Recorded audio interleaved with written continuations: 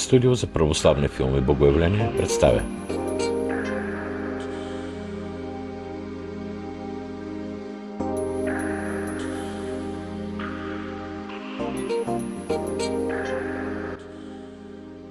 Под маската на лъжата. Йога и проистичащата от нея опасност за човека. Някои твърдят, че заниманията с йога водят до високи спортни резултати. Други казват, че йогата е велико изкуство. Аз казвам, че това е явна лъжа.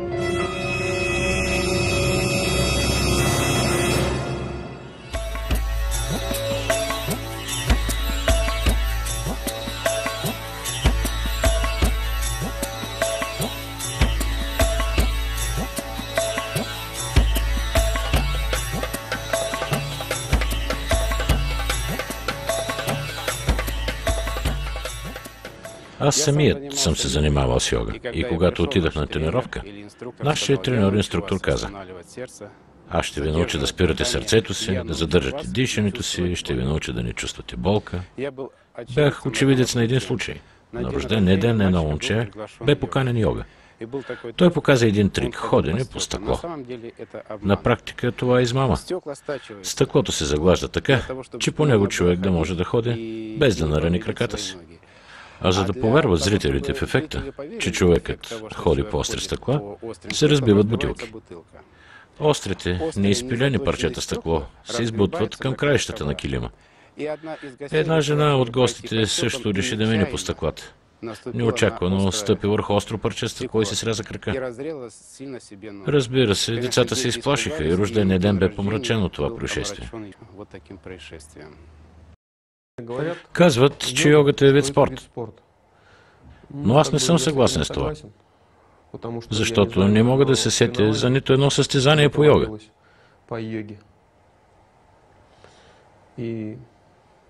А и хората, които се занимават с този вид спорт, не приличат на спортисти.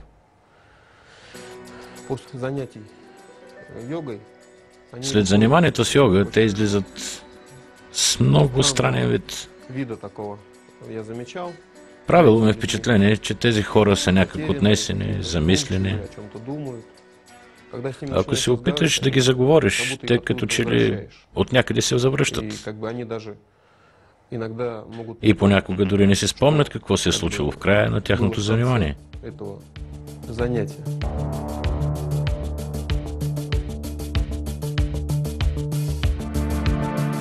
Преди няколко години посещавах фитнес клуб и дойде предложение за набиране на желаещи да се занимават с йога. Събираха група за йога.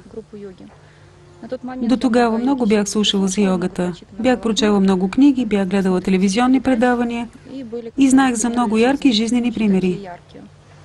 След няколко занимания при мен се появиха болки в гърба. Първо си помислих, че не е кой знае какво и мога да потърпя. Затова реших, добре, ще потърпя. Но болката не преминаваше и започна да се усилва. Много хора биват привлечени от това, че биха могли да подобрят физическата си форма, да увеличат издръжливостта си, да подобрят здравето си, но това води до печални последствия. Някои раздели от йогата, например дихателните упражнения, някои ограничения в храната, общоприетата методика в физическите упражнения. Наистина, те в някаква степен подобряват самочувствието на човека, но това може да се постигне и с други, безопасни способи. А занимаващите се с йога, в последствие все пак стигат до медитацията, без дори да си дават сметка за това.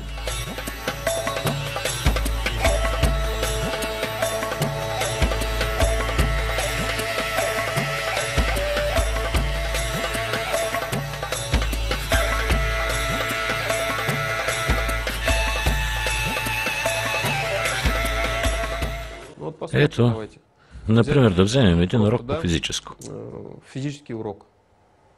По физкултура. Той преминава на 3 етапа.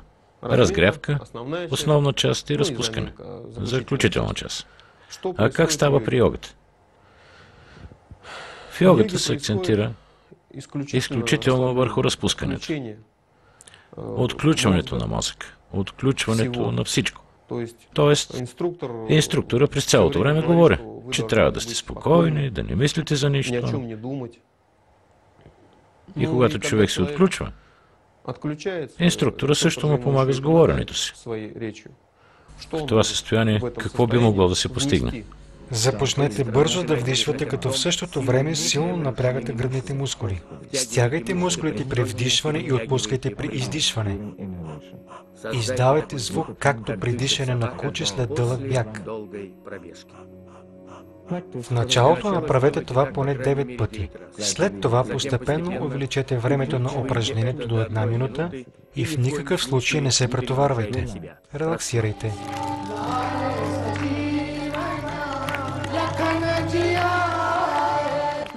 Основното упражнение беше медитацията.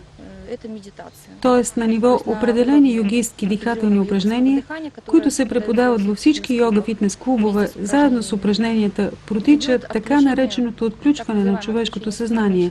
И така вече се отключва неговото подсъзнание, върху което може да се записва определена информация.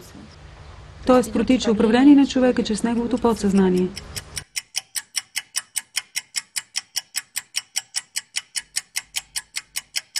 Ако нормалният спорт изисква от спортиста точно обратното. Съсредоточеност, то тук това минава на второ място. Дори не е на второ място, а просто изчезва.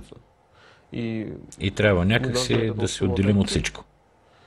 Да отлетим някъде, неизвестно къде, а може би и да полетим надолу.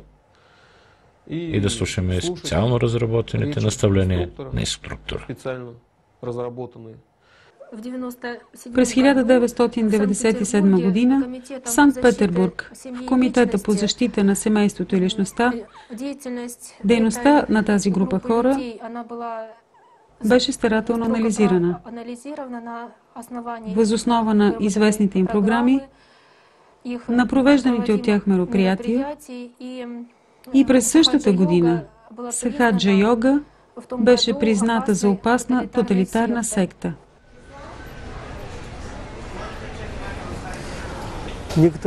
Има хора, които смятат, че с помощта на занятията по йога, човек може да се здобие с някакви свръхестествени способности. Но полезни ли са тези свръхестествени способности за човека? И каква полза биха могли да донесат на човешката душа? С помощта на тези свръхестествени способности човек може да придобие само бесовска гордост. А какво е необходимо за спасението на човешката душа? Смирение, послушание на Божията воля. Както нашите старци казвали, ако имаш смирение, имаш всичко. Ако нямаш смирение, нямаш нищо. Йогата, това е хипноза. С помощта на гимнастика и физически упражнения хората биват увличани в своего рода секта под название йога. На подсъзнателно ниво им се внушава информация и те биват зомбирани с помощта на определена музика, благовония, които те ползват.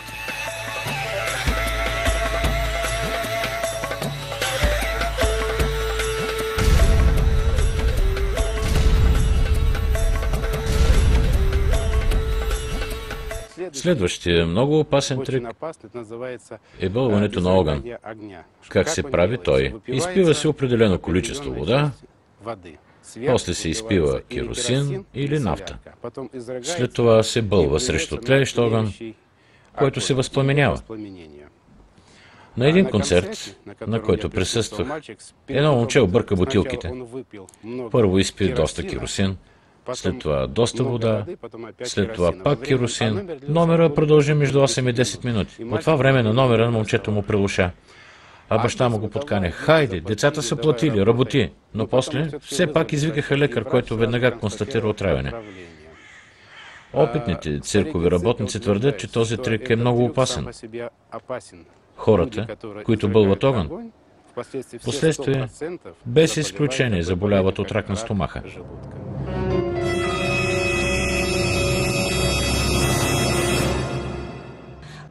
През 90-те години на миналото столетие у нас към катедрата по психология на Гродненски медицински институт беше организирана школа по йога. Водеше я наш съкурсник. В началото там се предлагаха сведения за лечебното действие на физическите упражнения. Но постепенно все повече започна да се говори за релаксация и разтоварване на психиката. Една моя приятелка също се увлече първо от фитнес, после постепенно премина към йога, след това попадна в един център, където сериозно се занимаваха с медитация. Удивително беше да се гледат нещата, които се случваха на видеозаписите, когато хора с отключено съзнание ходеха по натрушено стъкло, при което изобщо не чувстваха болка. Правиха с телата си удивителни неща. И след известно време, както тя ми обясни, ги научили да напускат тялото си, да пътешестват по Земята, даже в космоса. След известен брой такива пътешествия, на нея стана все по-трудно да се завръща, както обясняваше. Тоест този човек постепенно започна да губи разсъдъка си. След известно време тя не издържа и завърши живота си със самоубийство.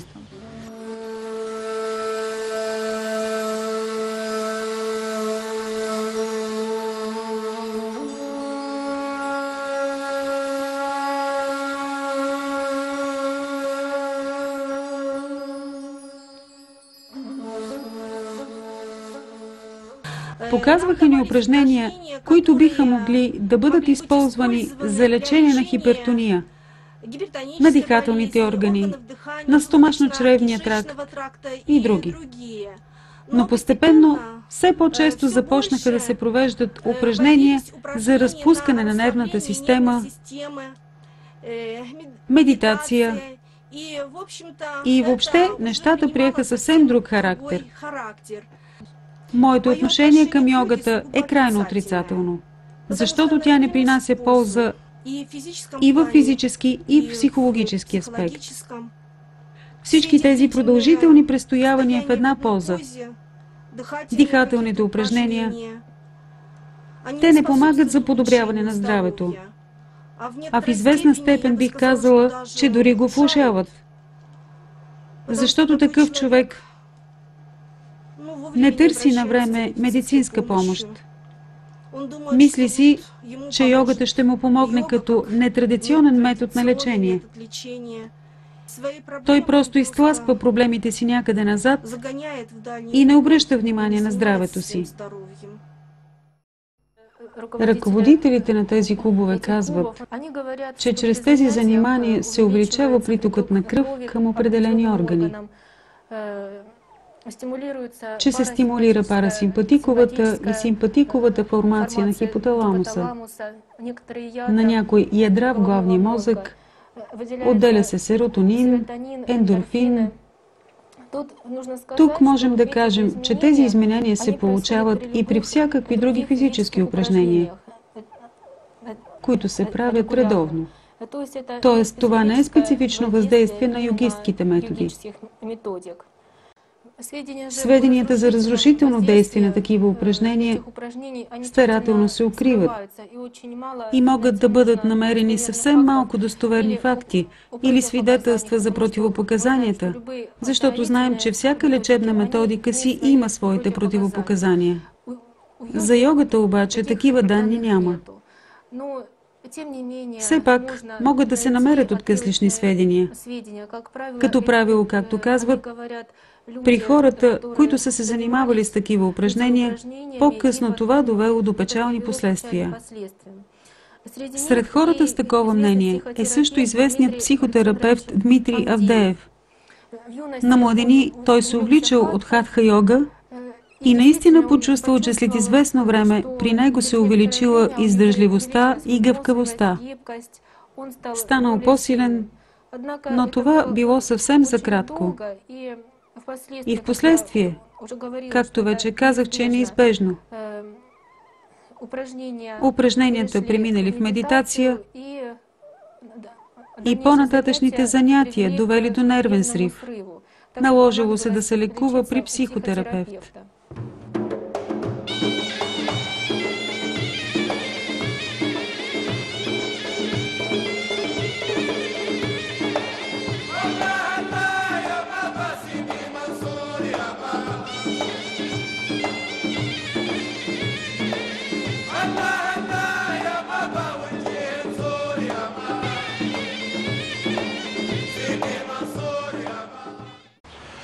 Има йоги, които се наричат пилигрими.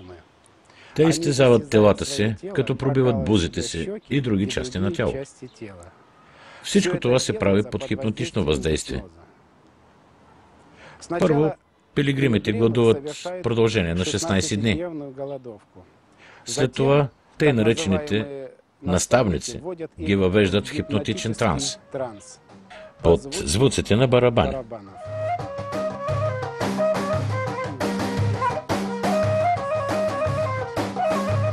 След това започва изтезанието, при което се пробиват места, където на практика няма нервни окончания. Това са бузите, части на лицето, а също и по ръцете. Има места, където няма нервни окончания. По лактите, близо до ставите. Ето, тук, по ръцете. За да спрат кръвта на местата, където потече, йогите използват прах от умрелите си предци, чието тела индусите изгарят след смъртта им. Тези изтезания се превръщат в някакво шоу, представление.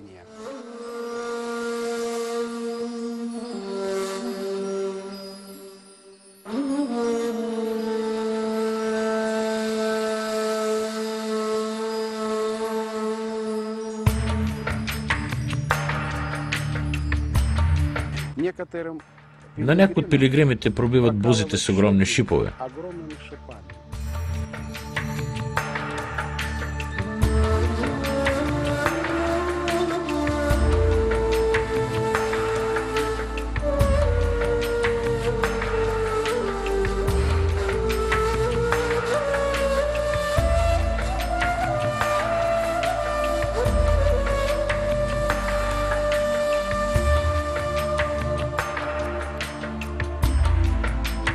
После, в пробитото място прокарват светещи неонови лампи.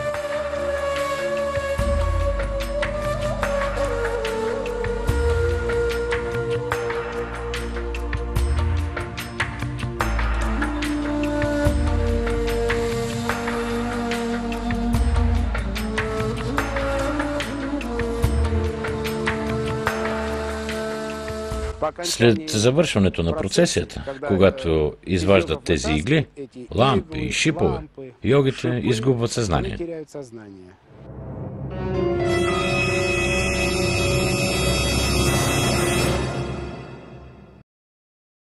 Занимавайки се с йога, човек става безразличен. Не го интересува какво се случва с близките му, какво се върши в страната му. Апостол Павел казва: ако някой се не грижи за своите, а особено за домашните си, той не само няма вяра, а е по-лош от неверник.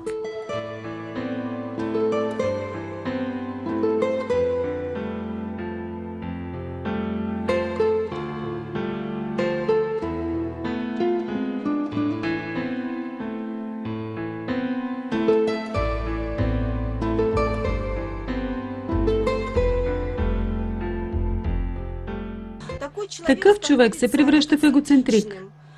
Той не се вълнува от проблемите на околните. Опитва се да използва хората за някакви свои цели, за решение на своите си проблеми. Той се затваря в себе си, става необщителен. Не го интересуват проблемите в семейството, проблемите на някакъв колектив. Например, в епархиалните ведомости на Нижегородска епархия беше описан печален случай, в резултат на който пострадало цяло едно семейство. И заниманията с йога довели до развод, до разрушаване на семейството. Те преследват свои корисни цели. Пари, Колкото повече занимаващи се, толкова повече пари. Да приведат хората във вярата, към която те принадлежат. Тоест, поклонението на Буда. Че йогата е съвършенство. От тук следва, че ако на човек са му внушили, че йогата е съвършенство, значи, занимавайки се с йога, той почва да смята, че е съвършено различен човек. По-добър от тези, които се занимават с друг вид спорт и така нататък. На начално ниво йогата е гимнастика. Да, разпускане, повдигане на краката, разтягане на гръбнака, на всички мускули. Първо, второ, трето, четвърто, пето занятие. И след това започват залагането в съзнанието на човека на някаква своя програма. Човек, който дълго се занимава с йога, става самомнителен. Смята себе си за по-добър от останалите. Да речем, инструктора казва на занимаващите се: повдигнете темето, а ребрата отпуснете надолу. Но ако се замислим, нормалният човек на практика не може да направи такова нещо. По този начин се постига самовнушение. На човек се внушава нещо, което на практика не се случва. И така по време на цялото занятие. Но тези неща някакси не се съвместяват едно с друго. Някои йоги се самоизтезават с усукани върви, удрят се с тях по гърба, докато не стане безчувствен. После се шибат до кръв. Тук няма нищо удивително. Тялото на човека е така устроено, че ако бъде удрено дълго време на едно място, то губи чувствителност и повече не чувства болка. Използвайки това свойство, адептите на йога удрят гърба си до кръв, смятайки, че принасят жертва на боговете.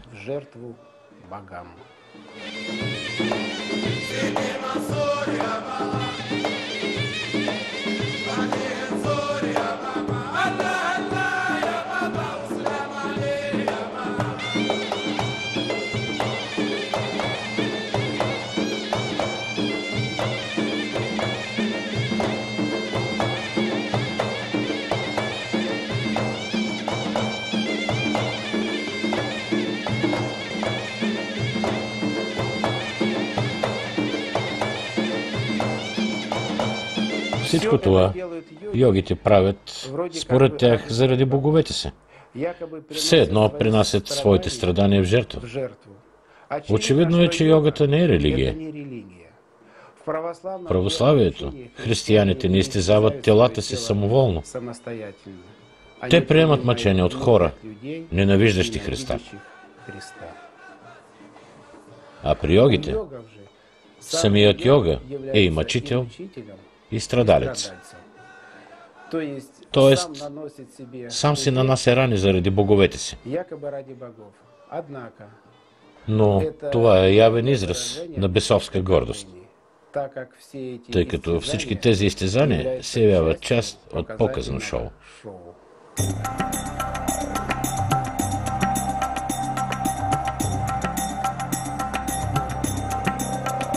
Превод свещеник Божидар Главев. Текста четоха свещеник Божидар Главев, Кирил Стаматов и Десислава Главева.